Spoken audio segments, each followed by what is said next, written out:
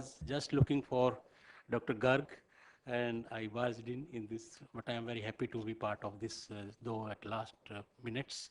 Uh, as already discussed, that from the rampart of the Red Fort, Honorable Prime Minister has made last year, Make in India, and this year is Start Up India and Stand Up India.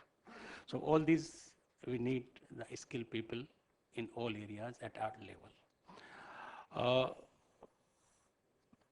Especially renewable energy, which is connected to the grid, that goes to the grid, but off-grid applications, as ma'am has already mentioned about some biogas from industrial waste example, I will take only half minute. There are many industries which generate organic type of residues as a byproduct or as a waste, whether it is rice mills or sugar mills or slaughterhouse, such type for even the many pharmaceuticals, dairies. And as we have got some estimation on this, there about 2000 megawatt potential in these from these wastes in the country, which may grow up here to come. And it gives the best disposal, environmental and ecologically waste disposal of these wastes.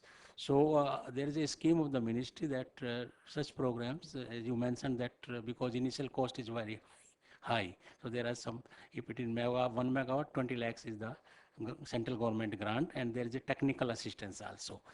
Uh, I have been traveling to various places in this connection of the projects, and I have been told that there is a serious problem in many industries about the trained hands.